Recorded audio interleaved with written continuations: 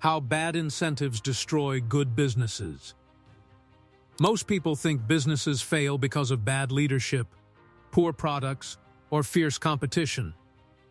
But history shows something far more disturbing. Some of the biggest companies in the world collapsed while they still had great products, talented people, and loyal customers. What killed them was not the market, it was something hidden deep inside their own system. That invisible force is incentives. Incentives quietly decide how people behave when no one is watching. They tell employees what truly matters, even more than company values, ethics, or loyalty.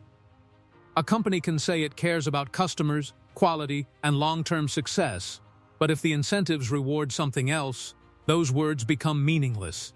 Over time, people don't follow the mission, they follow whatever protects their job and grow their paycheck. That's where destruction begins. Number 10. People don't serve the business, they serve the reward system. In every organization, there are two companies, the one written on paper and the one that actually exists in behavior.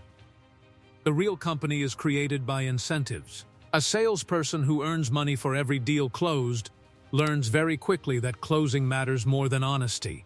Even if a product is wrong for a customer, pushing it becomes the rational choice.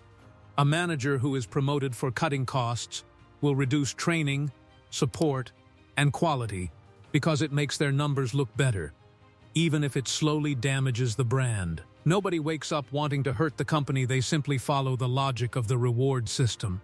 Over time, employees stop asking, "What is right?"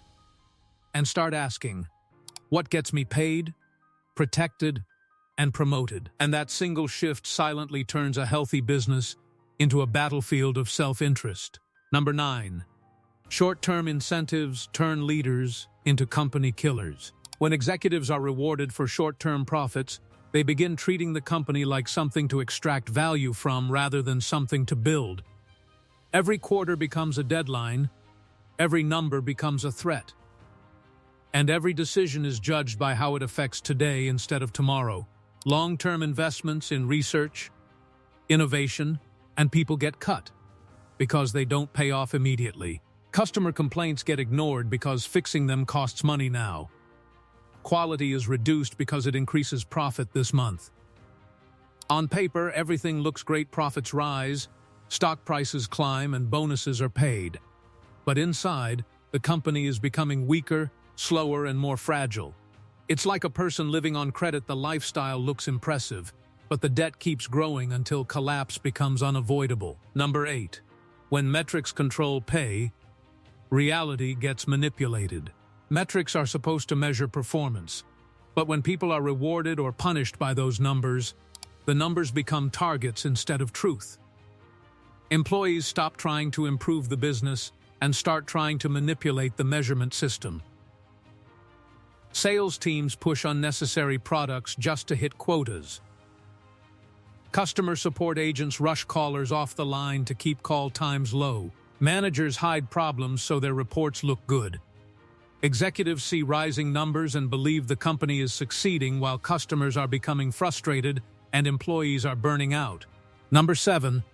Bad incentives break morality without breaking the law. The most terrifying part of bad incentives is that they don't create villains, they create survivors.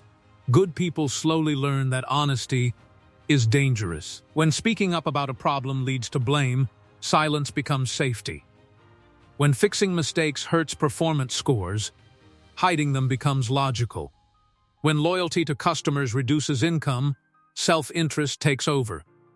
Over time, nobody feels proud of their work anymore. They just feel trapped. Number 6. The collapse comes long after the damage is done. Bad incentives don't destroy companies instantly, they weaken them slowly and invisibly. The company keeps growing. The reports look good. Leaders feel powerful. But innovation has stopped. Employees are disengaged. Customers are quietly leaving. Then one day, a competitor appears. A market shifts. Number 5. Incentives turn teams into enemies. When incentives are built around individual performance instead of collective success, employees stop seeing each other as teammates and start seeing each other as competition. Instead of sharing ideas, they hoard information. Instead of helping others succeed, they let them fail. A salesperson won't pass a lead to someone better suited for it because it might cost them a commission. Number 4, customers become targets instead of people. Bad incentives change how a company sees its customers. When revenue and growth are rewarded without limits, customers stop being humans and become numbers to extract money from. Sales teams are pushed to upsell, pressure, and manipulate instead of serve. Marketing exaggerates promises just to attract clicks. Support is designed to get people off the phone instead of helping them. At first, profits rise. Number 3, innovation dies when failure is punished. Great businesses are built on experimentation, but bad incentives punish risk. When promotions and bonuses depend on not making mistakes, employees stop trying new ideas. They choose safe, boring projects instead of bold ones. They avoid innovation because failure could cost them their career. Number 2, ethics collapse before profits do. A company rarely becomes corrupt overnight. It starts with small compromises encouraged by incentives. One misleading sales pitch, one hidden defect, one ignored complaint. Because those shortcuts increase revenue or reduce costs, they are quietly rewarded. People learn that bending the rules is profitable. Over time, lying becomes normal. Cheating becomes strategy. The company still looks successful until lawsuits, scandals, and public outrage finally expose what the incentives created. By then, the damage is irreversible. Number 1. The company forgets why it exists. When everything is measured by money, the original purpose of the business disappears. The founders wanted to solve a problem. Employees wanted to create value. Customers wanted something meaningful. But bad incentives slowly erase all of that. The company no longer asks, "How do we make life better?" It asks, "How do we increase this number?" Once purpose is gone, loyalty dies from employees and customers alike. And a business without loyalty is just waiting to be replaced. If you ever want to understand what a company will become, don't listen to its speeches or read its slogans. Look at what it rewards.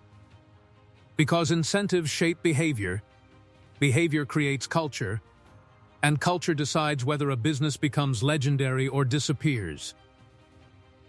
If this opened your eyes, hit like, subscribe, and stay tuned, because the most dangerous forces in business are the ones you never see.